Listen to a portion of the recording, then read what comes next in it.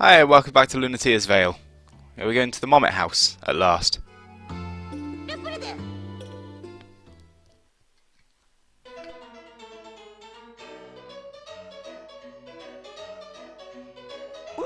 Wirata elfu Klonoa.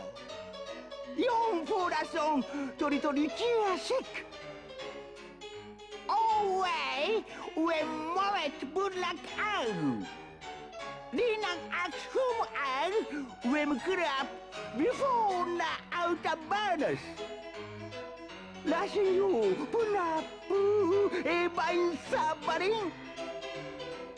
Uwe. Rapa.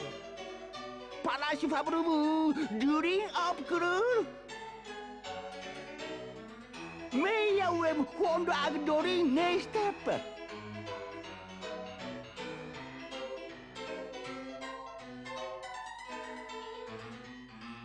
Enna, Agmilvin, Tantapa, Gentuko, Fabrupu, Arstion. Isang Fondina. Ginapupros, detario ba? Adendang Duwaida and Shanamuram. So yeah, Mommet's the guy who's lost all those dolls we've been collecting. And we can do a few things here. Like time attack some of the bosses.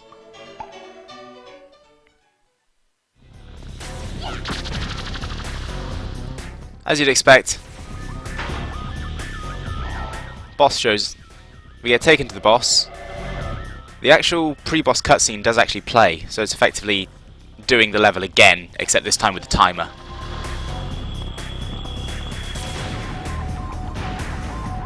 There's no actual benefit to doing this, it's just a case of bragging rights. And obviously if you've got brothers or sisters, then it's inevitable that competitions are going to break out. And times get recorded up there. And the other thing it can do for us is the scrapbook, which those of you in the thread wouldn't be very familiar with. Anytime you get 150 gems in a level, we get a new image for the scrapbook.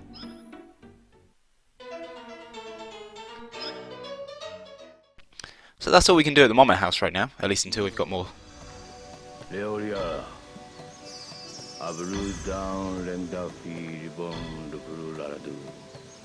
Itu di telah barang. Vier Brüder, das kommen! Barrido. Milolo Berio, ab Mia Miala, Badu di Som Lord Pier. Idiot, Pigab, Arud, Leo, Pio Ladu. Aku, yang, waku, apa?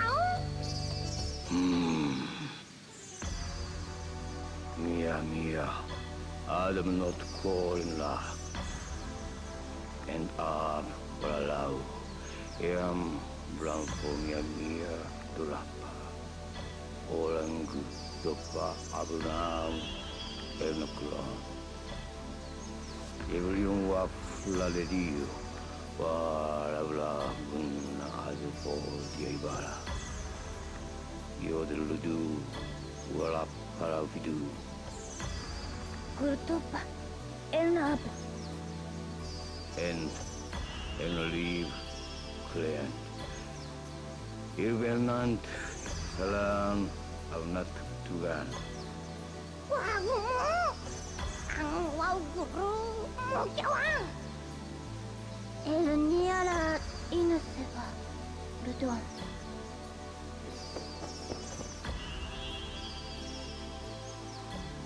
Brahma, Rupurdo. Manila Hurudu Toteria, Laurimara.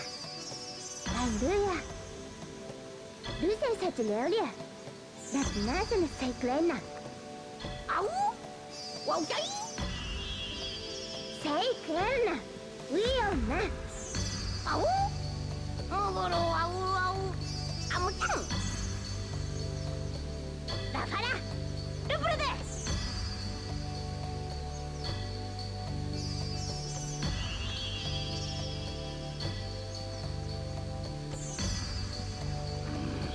Lahat milyon.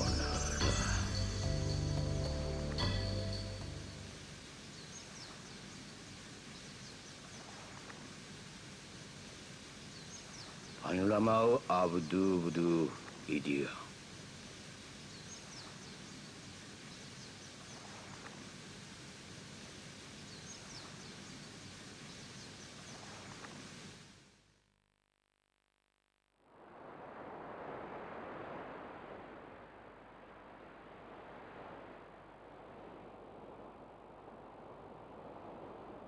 Guru, ang wangjawan?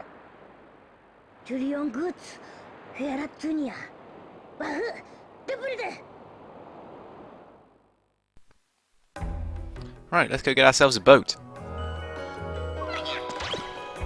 I think it's very interesting how even in this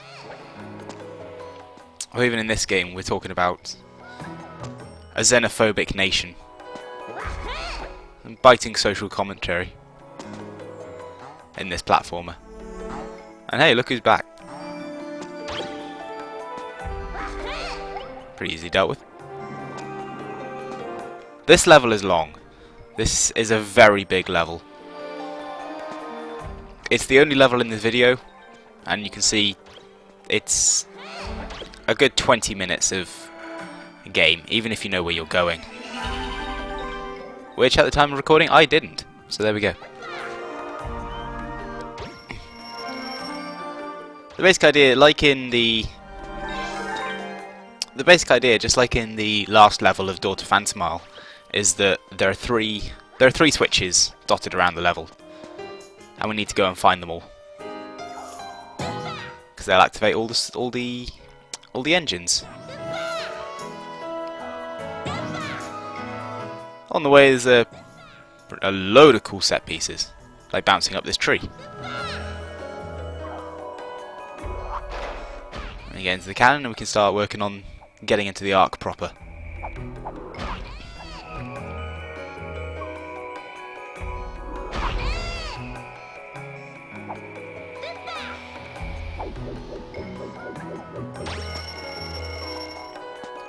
This is the first major new element of this level. See those crystals there? When we throw these guys at enemies, they'll change colour. Starting with yellow. Change colour and return to us. First they'll turn yellow, then they'll turn blue, and then they'll turn red. And those three crystal colours are dotted around the level.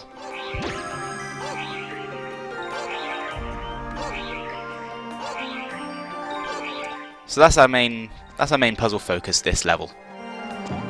Finding those guys and figuring out how to get them to all the levels, all the enemies in a certain area, and still get into a position where we can hit the crystal. You'll see more about what I mean later.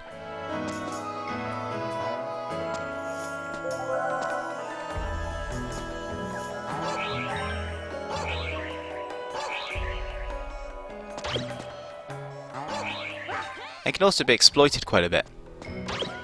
Like we need him blue here. But first of all, we can exploit the fact that he comes back to us wherever we are in the level to get under there where we couldn't usually carry an enemy. And that allows us to get that mommet. As you can see, we throw him at two enemies, turns blue, and we can break that crystal.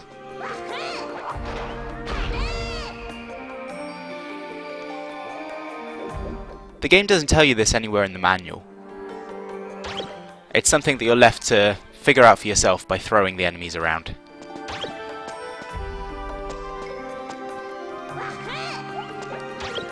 That's one of the things I like about puzzles in this game.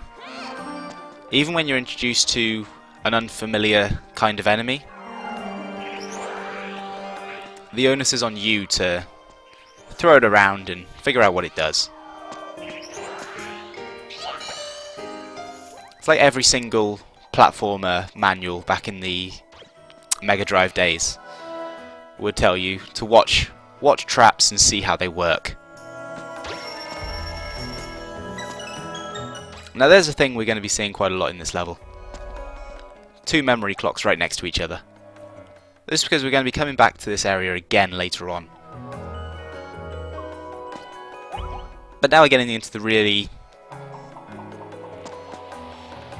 real structure of the level. First, we find a key. Then we open the door.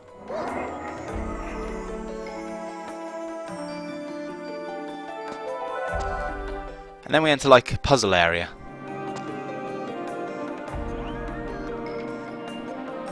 These are effectively the electrical rooms, if you will, of the 3 engines. And we need to activate these before we can actually turn on the engines.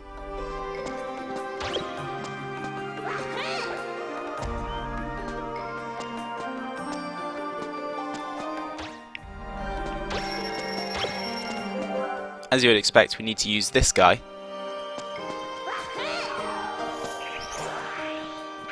And change him to the colour of that little maelstrom in the egg. Throw the right colour at him, the power comes on, and all these various moving parts start to work.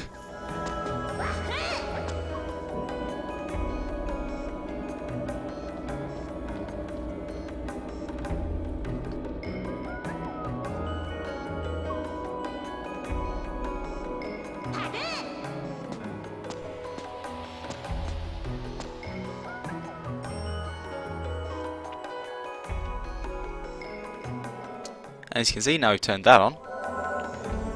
These wheels have started spinning. There's some other platforms that have started moving, and I forget that moves there.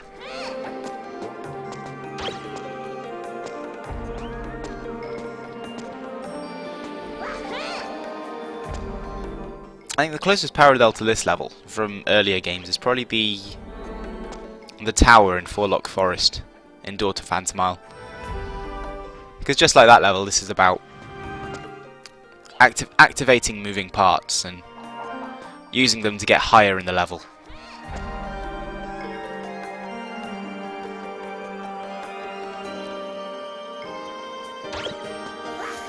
So now the power is activated, this platform starts moving.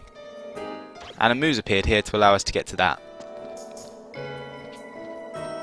And the moose appeared here to allow us to get to that memory clock. You notice there's a section cut out of the wheel at one side. That will become relevant later. We hit the switch. And that starts the engine and opens the door to the next part of the level.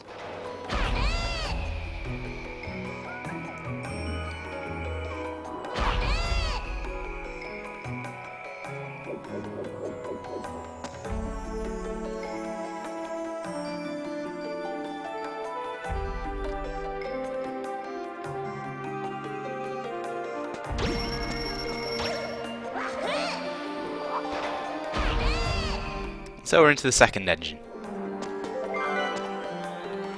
There's our key door. So once again, first point of order is finding that key.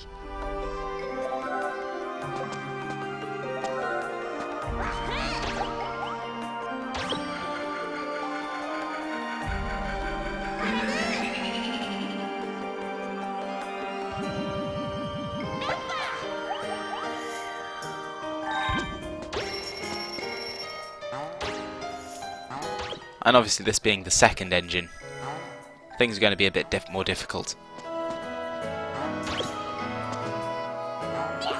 And here's me screwing up by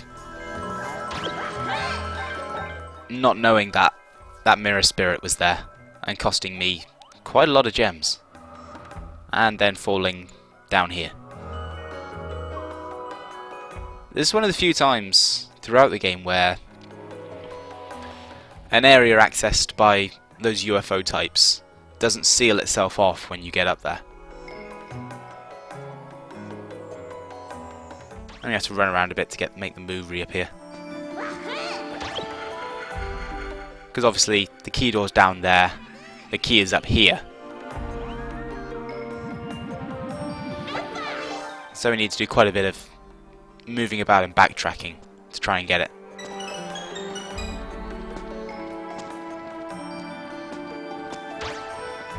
And this is where that cutout section of wheel starts to become relevant. You notice the guy we need to get rid of that crystal is behind the wheel at the back.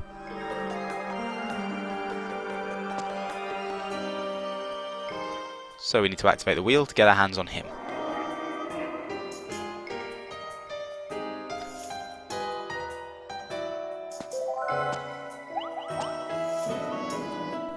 Means another lift journey, another room full of eggs.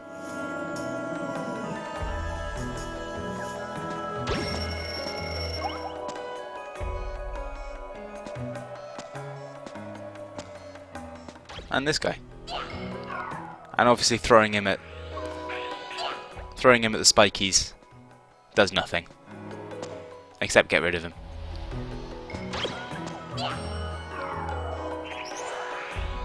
So as you might expect, doing that guy first can lead to all kinds of frustration.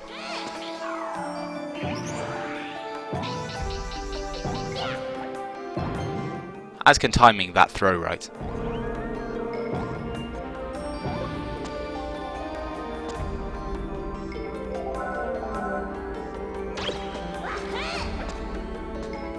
I have no idea why I hoover up all the health that's around, because it's very rare that I actually need it.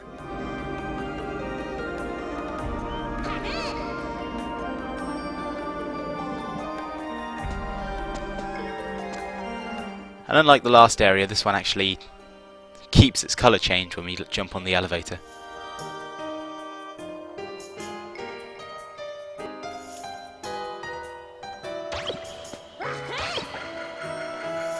But anyway, now things are activated, we can actually go up here and be useful again.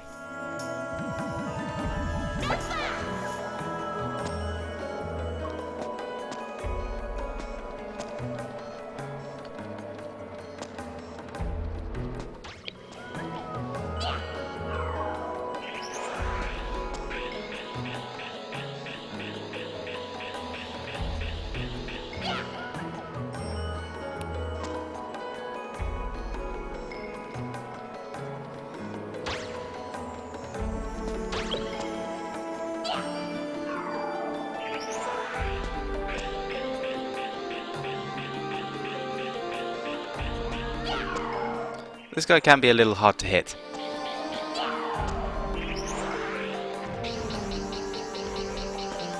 Just because the gap in the wheel doesn't line up with him.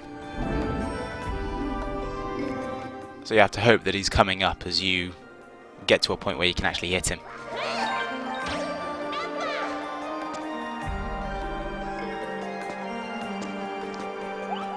There's a little conspicuous area up there at the top, so I'm going to check that out before moving on to the next area.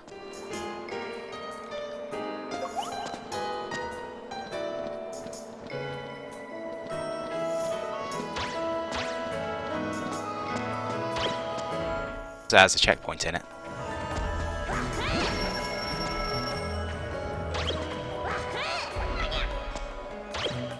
And a load of gems.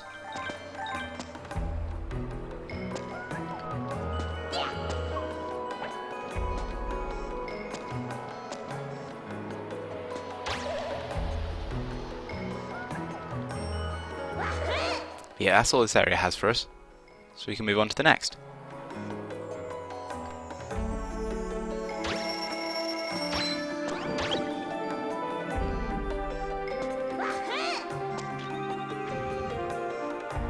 And another fun bit of new equipment.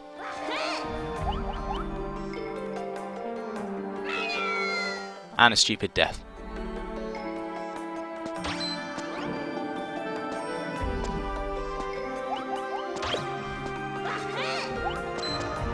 But yeah, we hit those switches once, they bring those platforms down, we hit them again, takes them back up.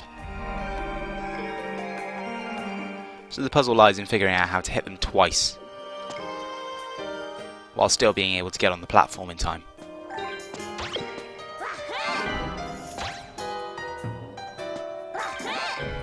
And as with pretty much every majorly difficult puzzle in this series, boomies are involved.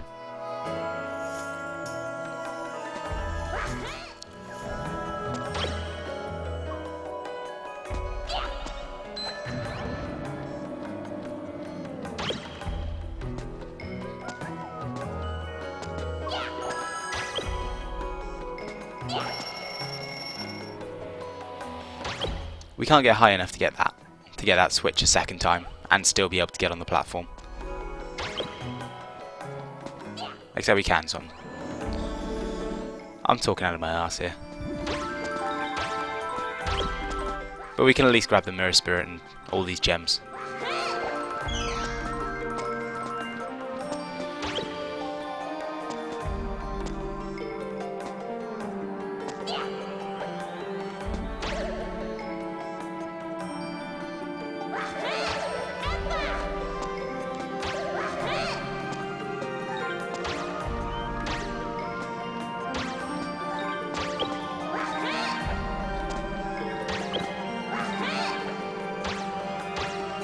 And it's fun with perspective because it's not immediately obvious when you first see them fly in that those guys are in front and behind the belt.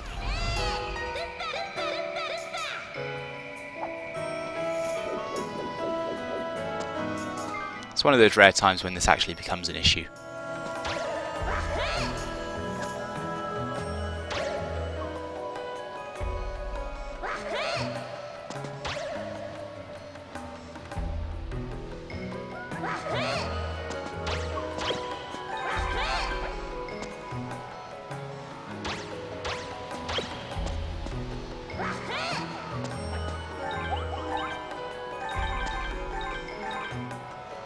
We can't get up to grab hit this guy yet. And this time I'm actually fairly sure of it.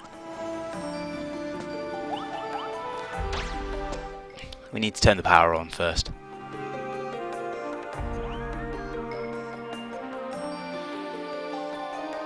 And that means going down here.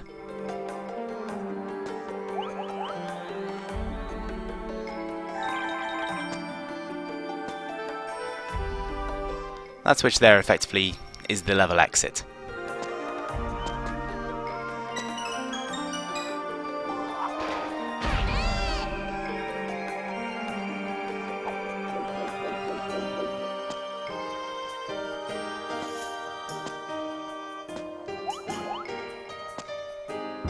There's a few useful things over here. Or rather, one useful thing. But it's a doll piece, so it's an incredibly useful thing.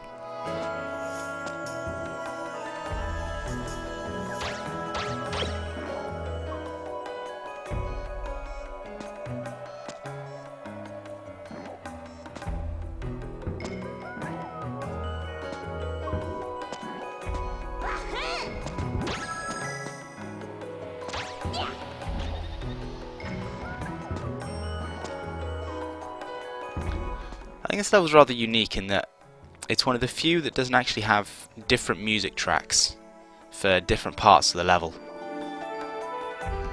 Now, even as far back as the Sea of Tears, we had a lot of different music tracks depending on whether we were inside or outside.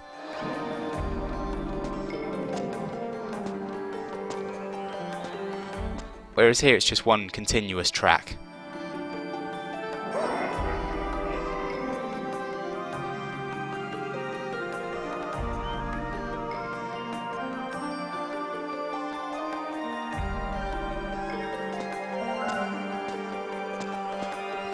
It does mean the music is a little repetitive by the time you've been in this level a while. Which you will be, because as I've said, it's a long level.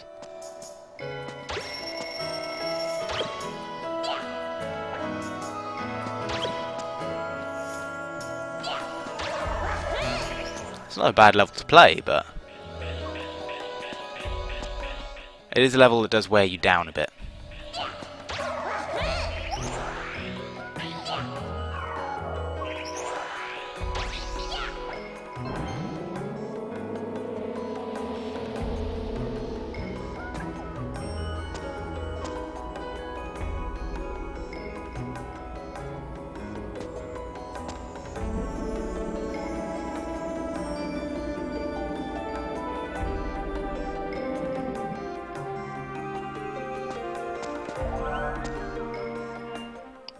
And again we leave with the egg looking no different than it did when we came in.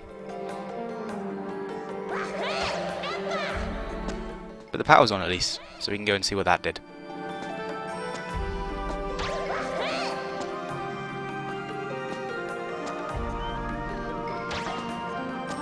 apart from give us a shield move.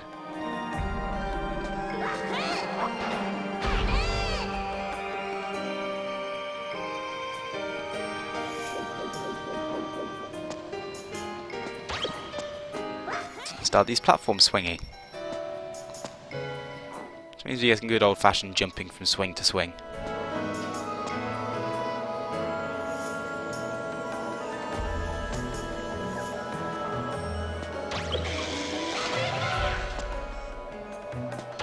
And we can finally reach that guy and get up there to get the last doll piece.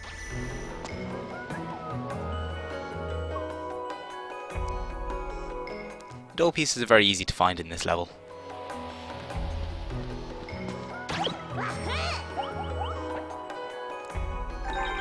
And with that flying move there, we can grab that last row of gems.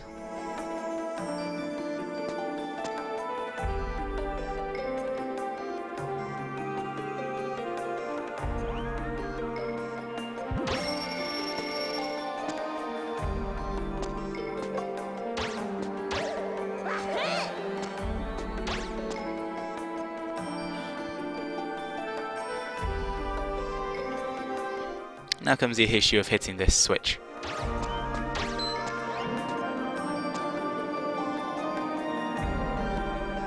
Because even when we hit it, we don't quite have the height to get up there to the last switch.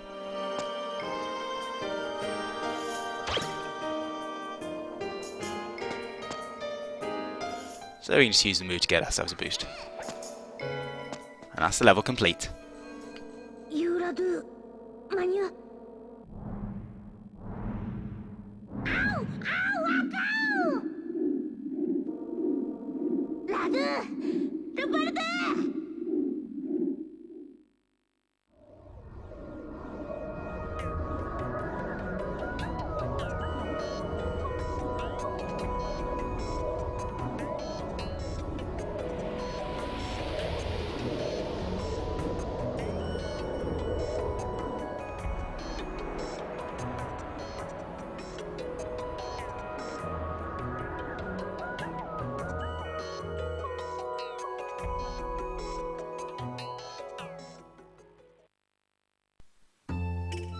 So we got a boat, we got a doll,